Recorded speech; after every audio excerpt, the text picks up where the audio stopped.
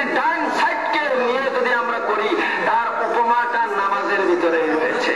দেখুন, আমরা যখন নামাজে দাঁড়াই, তো দাঁড়ানোর পরে আমরা বলি, আল্লাহ আমাদেরকে ডান পথে চলতে দিও, আমাদেরকে সোজা পথে চলতে দিও, বাঁকা পথে চলতে দিও না।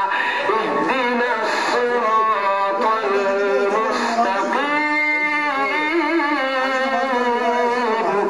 সিরাতাল্লাযীনা আন'আমতা আলাইহিম গায়রিল মাগযুবি আলাইহিম ওয়ালাদ-দাল্লিন। আল্লাহর সামনে দাঁড়িয়ে বলি, আল্লাহ আমাকে সোজা পথে চালাও, ও আল্লাহ আমাকে সোজা রাস্তা চলা, বাঁকা রাস্তায় চলতে দিও না, বাম পথে আমাকে চালাইও না, ডান পথে চালাইও। আমার আল্লাহর কাছে ডান পথটাই, এইটাই হইল ডান পথ। বাম দিকে চলিও যদি নবীর সুন্নতের উপর দিকে থাকতে পারেন, তাও হবে ডান পথ। জুড়ে বলেন সুবহানাল্লাহ। কথা ঠিক না? যে আপনি বাম দিকে রাস্তাই পাচ্ছেন না, ডান দিকে রাস্তাই পাচ্ছেন না, এখন কি আপনি খালে পড়িয়ে যাবেন নাকি? না না, বাম দিকের রাস্তা অনুসরণ করেন, বামটাও হবে ডান। জুড়ে বলেন সুবহানাল্লাহ। কিন্তু নবীর তরিকা মতে আপনি হাঁটতে থাকেন, চলতে থাকেন, চালাইতে থাকেন, বলতে থাকেন, শুইতে থাকেন, সবকিছু করতে থাকেন, দেখবেন একদিন আল্লাহ আপনার আমাকে ডান পথে চলার কারণে জান্নাতের রাস্তা খুলে দিবে। জুড়ে বলেন সুবহানাল্লাহ। আমার ভাইরা, এখন একজন মানুষ ঘুম থেকে উঠলো, উঠার পরে তার সর্বপ্রথম আপনার ডান পথের কাজটা কোনটা? ঘুম থেকে উঠার পরেই সর্বপ্রথম ডান পথের কাজটা কোনটা আমরা জানি না। আমি বলে দেবো, আপনারা শিখে ফেলবেন।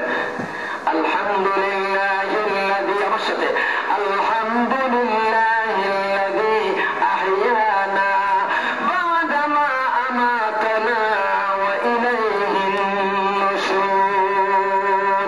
ঘুম থেকে আপনি জাগছেন, এখন উঠবেন, আপনি বিছানার থেকে উঠবেন। এখন ঘুমের মধ্যে তো আপনি পড়তে পারবেন না, সজাগ হয়েছেন, হয়তো আজান শুনিয়া, হয়তো শব্দ শুনিয়া, হয়তো ইচ্ছা ঘুম ছেড়ে গেছে, আল্লাহ ছাড়াইয়া দিয়েছেন। আপনি এত সময় মৃত্যু অবস্থায় ছিলেন, মরার পথে ছিলেন, আপনি মরণের সাথে লড়াই করেছিলেন, আপনি বুঝতে পারেন নাই আপনার লুঙ্গিটা কোথায় খুলে গিয়েছিল, আপনার পাজামাটা কোথায় খুলে গিয়েছিল, আপনি বলতে পারেন না। আপনার পাটা কোথায় ছিল, আপনার হাতটা কোথায় ছিল, মাথাটা কোন দিকে ছিল, কিছুই বলতে পারেন না। যখন যাচ্ছেন তখন দেখেন আপনার লুঙ্গিটা খুলে গেছে, আপনার পাজামা ঢিলা হয়ে গেছে, আপনার হাতটা অমুক জায়গায় রয়েছে, নয়তো অমুক জায়গায় রয়েছে। এইভাবে যখন আপনি ঘুম থেকে উঠেছেন, সাথে সাথে যদি আপনি বলেন, আপনার সেই আল্লাহর দেয়া সেই মুখটা, জবানটাকে যদি আপনি ব্যবহার করেন আল্লাহর জন্য, আর আমরা যদি বলতে পারি দোয়া, আলহামদুলিল্লাহিল্লাযী আহইয়ানা বা'দা মা আমাতানা ওয়া ইলাইহিন নুশুর। তিনবার পরে শিখে ফেলি, আলহামদুলিল্লাহিল্লাযী আহইয়ানা বা'দা মা আমাতানা ওয়া ইলাইহিন নুশুর।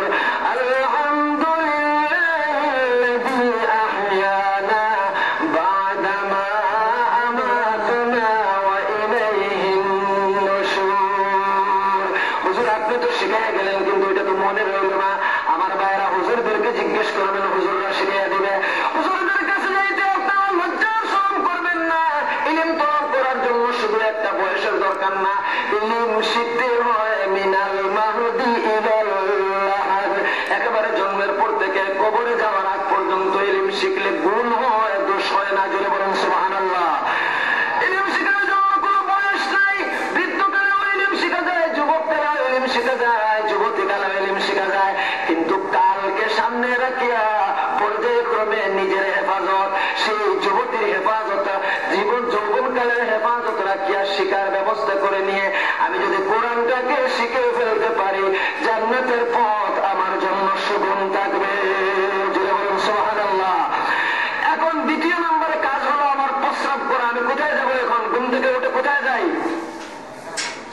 পেশাবে যাই আগে। ইস, খুব পেশাবে ধরছে, আরে দরজা খুলো না।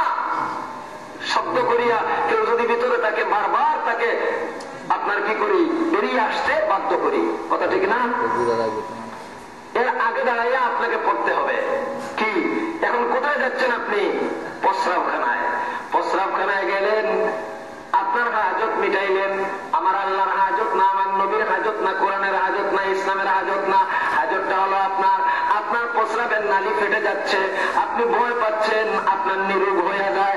আমার আল্লাহ, আল্লাহর নবী বলেন, তোমরা যদি আমি আল্লাহ আমার নবীর তরিকা অবলম্বন করে যদিও আমার বান্দা বান্দীগণ তোমরা প্রস্রাব করতে পারো, প্রস্রাব তো তোমার প্রয়োজনের জন্য, তুমি তোমার প্রয়োজন মিটাবার জন্য বাথরুমে ঢুকিয়া প্রস্রাব করলা, কিন্তু প্রস্রাবে যতক্ষণ বসে থাকবে আমি আল্লাহ প্রতিটি মুহূর্তে নেকি তোমার আমল নামায় লিখে রাখবো। কিভাবে নেকি আসবে? এমনি আসবে না, নেকি আসবে দোয়া পড়লে। দোয়াটা কি? আল্লাহুম্মা ইন্নী আউযু বিকা মিনাল খুবুসি ওয়াল খাবাইস। আমরা পরিচয় পড়ি, আল্লাহুম্মা ইন্নী আউযু বিকা মিনাল খুবুসি ওয়াল খাবাইস। আল্লাহুম্মা ইন্নী আউযু বিকা মিনাল খুবুসি ওয়াল খাবাইস। এবার বেরিয়ে আসবো,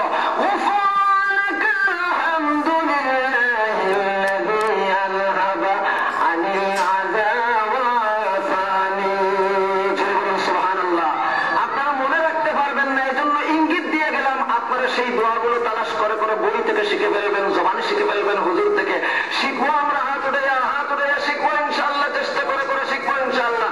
আমার ভাইয়েরা ওয়াদা দিয়ে যাচ্ছি আমি, আপনারা শিখে ফেলুন, সেই তরিকা অবলম্বন করে ফেলুন। এক একটা প্রস্রাব হবে আপনার জন্য জান্নাতের দরজা খোলার। আপনার কি সেই অবস্থা? সেই প্রস্রাব করবেন আপনি, ইবাদত হবে, নবীর তরিকা অবলম্বন করা হবে। আর এই প্রস্রাবের, এই সুন্নত তরিকায় প্রস্রাব করার কারণে জান্নাতের দরজা খুলে যাবে। জোরে বলুন। শুধু জান্নাতের দরজা খুলবে না, মানুষের হেদায়েতও আসবে। কিভাবে আসবে? আমি এক ইংরেজের কথা বলছি। একজন ইংরেজ না, কয়েকজন ইংরেজ রাস্তা দিয়ে যাচ্ছে, আর এক মুসলমান ব্যক্তি প্রস্রাব করতে বসছে। সুন্দর করে সে দোয়া পড়লো, প্রস্রাবে বসলো, সুন্দর করে হাঁটু টাটু ঘুরিয়া প্রস্রাব করলো। প্রস্রাব করিয়া কিছুক্ষণ জাড়াজাড়ি করিয়া হাঁটলো, 40 কদম হাঁটলো। কয় কদম হাঁটতে হয়? কয় কদম হাঁটা সুন্নত? 40 কদম। 40 কদম হেঁটে আবার সুন্দর করে সেই জায়গাটায় লুটা নিয়ে ভর্তি পানি দিয়ে সেখানে সে ধুইলো, ধুইয়া উঠিয়া দোয়া পড়লো। দোয়া পড়িয়া সুন্দর করে উযু করলো। উযু করিয়া একটা খালি জায়গায় দাঁড়িয়ে 2 রাকাত নামাজ পড়লো। জুড়ে বলেন সুবহান। আর পবিত্র জায়গায় যখন দাঁড়িয়ে নামাজ আদায় করলো, এবার ফেরত আসলো, রাস্তায় দেখা ইংরেজদের সাথে। রাস্তার দাঁড়ানো ইংরেজ গুরু বললো, ও ভাই আপনি এখানে কি করলেন? বলে ভাই আমার মলমূত্র ত্যাগ করলাম। বলে মলমূত্র ত্যাগ করতে কি এত ভীষণ কাজ লাগে? বলে ভাই মলমূত্রের জন্য ত্যাগ করতে দেরি হলো, আমার নবীর তরিকায় করলে রোগ বিরোধ থেকে মুক্তি পাওয়া যায়। বলে ভাই এখানে কি বিজ্ঞান? আপনি বিজ্ঞান তালাশ করে দেখুন। খোদার কসম করে বলছে আমার ভাইরা, মাটির সাথে আমার আল্লাহ এমন ঔষধ রাখছে যে ওই যে প্রস্রাবের কণা, প্রস্রাবের প্রতিটি কোণার মধ্যে জীবাণু রয়েছে। সেই জীবাণুগুলো যখন শরীরের সাথে লাগে তখন সেই জীবাণুটা আস্তে আস্তে সমস্ত শরীরে ছয়ের করে, সেখান থেকে রোগের তৈরি হয়, সেখান থেকে অস্বস্তির তৈরি হয়, সেখান থেকে মানুষের বেআরামের তৈরি হয়।